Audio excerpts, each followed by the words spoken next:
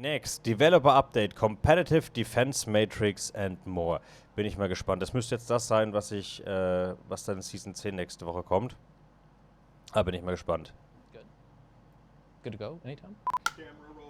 Hey everyone, I'm Gavin Winter, Senior Systems Designer on the Overwatch team. We're back with another developer update to talk to you a little bit about some of the upcoming competitive changes.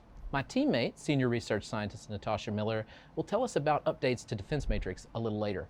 A few weeks ago, we heard from Aaron that heroes are coming out of the Battle Pass and they'll be available for free the day they launch. He also talked about the new Mythic Shop as well as the Oh, das sieht aber cool aus. Genau, du kriegst jetzt irgendwie so Mythic Emblems kriegst du jetzt praktisch. Die kriegst du im Battle Pass und damit kannst du dann die Sachen freischalten. Das ist mega cool. Sieht auch sehr gut aus tatsächlich, also vom UI her. One of four Kiriko, okay, und dann siehst du praktisch, wie viele Parts du praktisch dann hast, weil du musst praktisch nicht mehr das alles dann für den kompletten Skin ausgeben, sondern kannst dann so die Teile kaufen, die du haben willst, glaube ich. Ich glaube, das war praktisch dann die Dingens. Talked about the new Mythic Shop as well as the upcoming Clash playtest. Ich liebe diese Map. Das ist mega. Endlich wieder so Hanamura-like, eine Map, weil ich mag das. Ist ja auch hier im Stream-Hintergrund, habe ich ja auch Hanamura. Ich finde, Hanamura ist eine wunderschöne Map gewesen. Und es ist echt schade, dass die in Overwatch 2 nicht mehr drin war, weil sie 2CP raus haben. Aber die Map war mega cool von Hanamura. Die sah mega cool aus. Oh, Pachimari. He closed with a little sneak peek at what we're covering in this developer update. Season 10 is just around the corner, and we're excited to share these changes with you, starting with how we're updating the way you can play with friends this season. So let's talk about exactly how that'll work. Okay. We think Overwatch is at its best when you're playing with friends. So our new system in Season 10 lets any rank group with any other rank. That means, for example, if you're Plat and you've never been able to group with your friend in Bronze, you will be able to do that now. We refer to your group as a wide group because you and your friend are pretty far apart. There are some trade-offs for wide groups, though. They only play against other wide groups, the queue times could be longer, and the matches will be, though. They only play against other wide... Okay, ihr seht oben, White Match steht dann oben praktisch. Also hier oben steht White Match, jetzt hier bin ich gerade zurück. Das heißt, du hast dann eine White Group, weißt ganz okay, ist ein White Match. Und das sucht er dann halt. Groups, the queue times could be longer, and the matches will be sillier. Okay. We'll still use our role delta tech to try to match you against similarly shaped groups. So if you're a Plat tank and your friend is a Bronze support, we'll try to find another Plat tank and Bronze support to match you two against. At the end of a wide match, you'll see a new modifier, just for this system.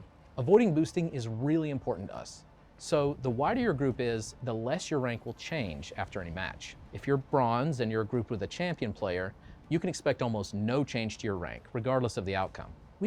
Das ist aber gut, weil damit kannst du wirklich verhindern, dass du Leute einfach dann boostest, dass wenn du halt wirklich, keine Ahnung, jemand fängt gerade mit Overwatch an und du, keine Ahnung, hast irgendeine White Group und rotzt die halt einfach runter, weil du deutlich besser bist dann, dass die nicht plötzlich halt dann, keine Ahnung, die Ränge nach oben schießen. Die Frage ist, betrifft das dann nur die Siege oder auch die Niederlagen? Also was ist denn, wenn du jetzt dann so ein Spiel, so ein Match verlierst? Heißt es dann, dass du auch weniger SA verlierst dann praktisch, weil das Match ja praktisch keine Bewandtnis hat dann? All this to be a huge match quality win for our solo players, because they'll never play against wide groups. We think of groups that are... Oh, das ist cool. Das heißt, sobald du eine Wide Group hast und du spielst alleine, bist du nie mit solchen Gruppen dann drin. Das ist cool. Close in rank is narrow. So narrow matches will only be solos and narrow groups.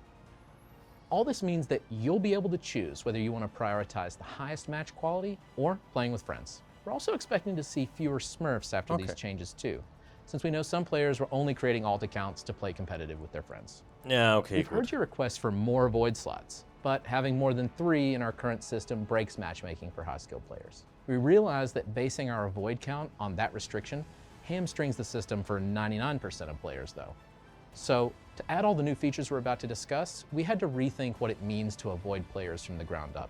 First off, we're increasing the number of avoid slots to 10.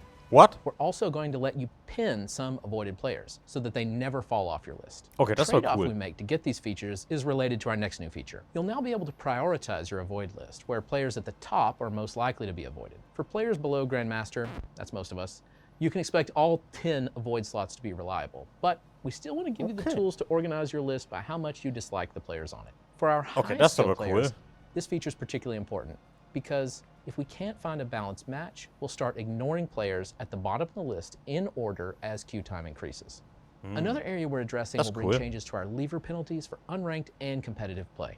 Right now, on the unranked side, our penalties kick in when you leave 4 out of your last 20 games and get worse when you leave 6 out of 20.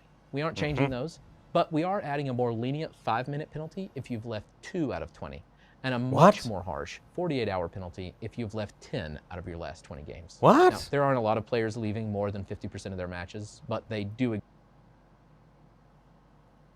Unranked modes. 1 game left, warning only. 2 to 3 games left, 5 minutes penalty. 4 to 5 games left, 20 minutes. 6 to 9 games left, 4 hours. 10 plus games left, 48 hours.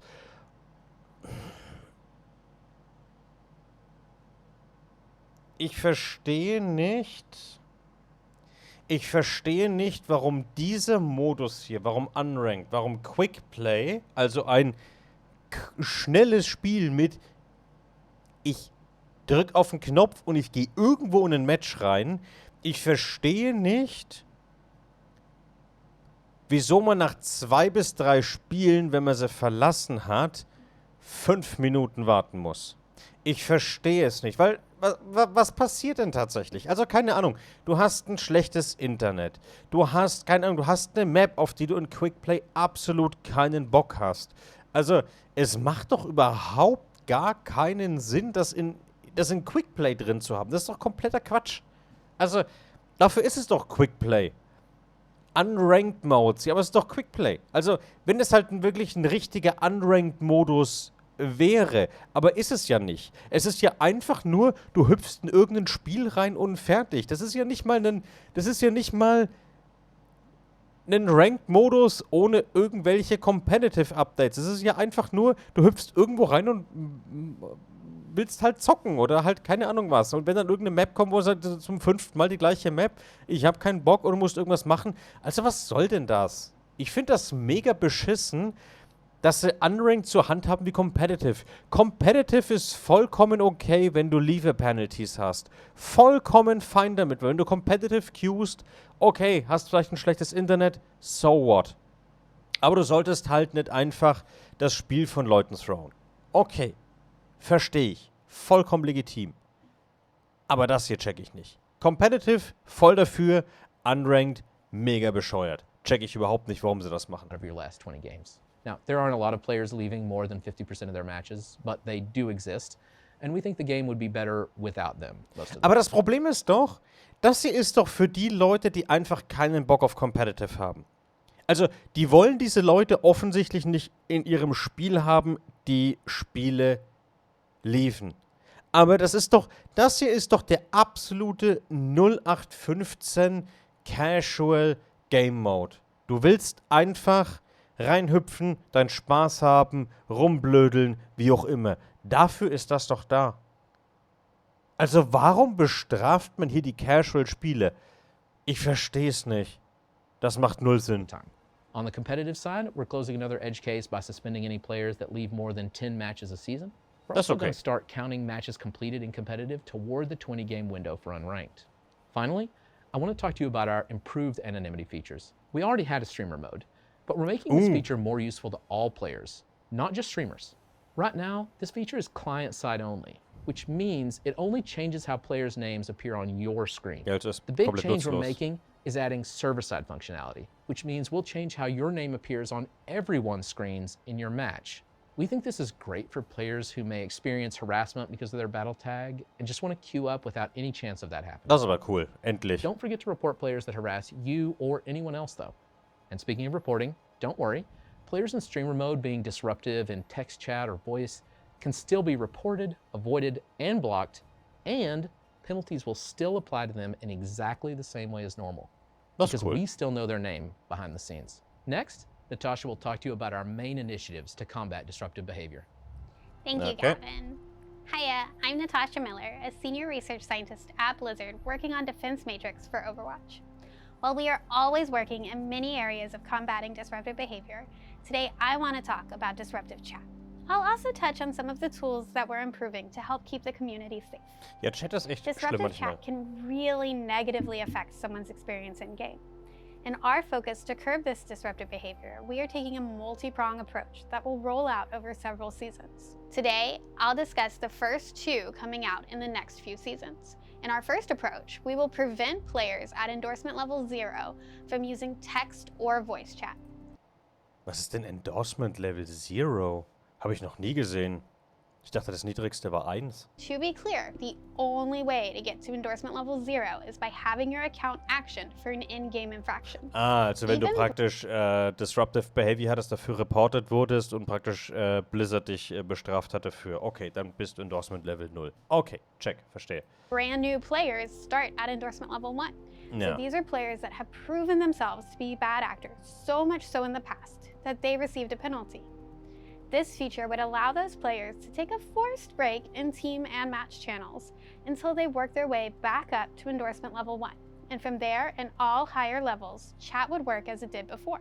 Remember, the best way to work your way back up to endorsement level 1 is to demonstrate good teamwork by trying your best, helping your team, and using the in-game ping system. In our second approach, we will remove chat functionality for spectators. Okay, das ist gut. Spectators don't have an in-game need to use the chat channel. Ich hoffe aber, das betrifft nur Quickplay tatsächlich und Arcade und nicht die Custom Game Modes, weil du bist ja teilweise Spectator. Wenn du dann nicht chatten können würdest, dann während du so einen Custom Game Mode hast, das wäre doof dann. Aber das kommt in Season 11 tatsächlich erst. Okay. Aber das mit dem, dass die Leute in dem Chat und im Voice-Chat und Text-Chat nicht mehr machen können, wenn sie Endorsement Level 0 haben, finde ich mega gut. Hat was. Their ability to chat, we remove a channel that is increasingly being used by bad actors.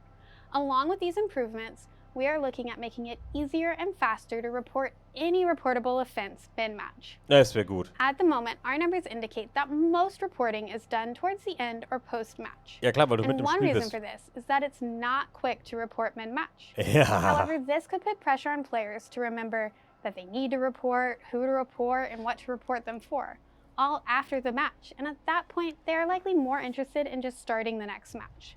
Ja, vor allem das Problem ist ja auch, wenn du jemanden im Voice-Chat hast, der irgendwas Dämliches innerhalb des Voice-Chats sagt, du sollst dir praktisch den so schnell wie möglich reporten, während das da ist, damit die Defense Matrix reinkickt, den Audio-Snippet nimmt, transkribiert und das an diesen Report mit dranhängt. Aber so wie das halt jetzt aufgebaut ist, bist du gerade halt irgendwo, dann machst du irgendwas. Also wie sollst du denn so schnell reagieren dann damit, bis du die ganzen Felder alles ausgefüllt hast? Das müsste einfach Rechtsklick. Also am einfachsten wäre es, du machst Rechtsklick auf diesen User und sagst einfach, also im Chat zum Beispiel oder keine Ahnung wo, und sagst hier Rechtsklick, Report Voice. Also dass du vorgefertigt schon hast, Report Voice Chat oder Report Text Chat, wie auch immer, und das halt instant praktisch geht und nicht so ewig kompliziert. So we are hoping that by making it faster to report mid-match, more players will use the reporting system. This is very important because we rely on players to help us know what is happening in matches so that our mitigation systems can be more effective and reliable, overall making Overwatch a safer community for everyone. Player feedback is a vital part of improving and optimizing these types of features. So we want to create even more avenues for you to share your thoughts with us. In Season 11, we're introducing the first iteration of player surveys into Overwatch 2. Okay. This won't happen after every game because survey participants will be chosen at random among the player base. The survey will be prompted after the progression screen at the end of match flow. This means that you'll be able to watch the play of the game, give endorsements, and review progression without getting interrupted. Once the progression screen is closed, the survey will prompt the player for their feedback. Both console and PC players will get the option to give us feedback via a QR code.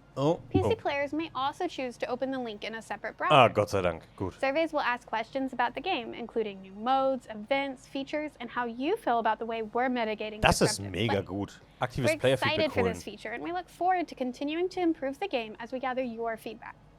These are just a few of the things we have been working on in this space. We will continue to bring you updates on our progress mitigating disruptive behavior via the Defense Matrix blogs, which will get a refresh in the coming seasons to include even more on the impact this work is having in the community through transparency metrics. Defense Matrix and competitive will always be core to Overwatch, and we'll continue iterating, improving, and of course listening closely to your feedback on these systems. So please keep sharing your thoughts with us, and we can't wait to show you what we've been working on in Season 10 and beyond. See you soon! Cool. Natasha said you will not be getting an outtake out of me today. Well, that clip just came off. Any reportable event And they get worse. Das ist furchtbar sowas, ja, wenn dir sowas passiert, das kenne ich. and reliable. Laut Plane.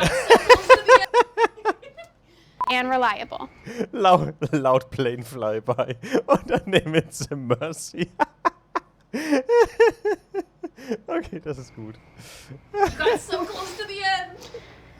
Alright, he's coming back for another pass. Circling. It's turning around.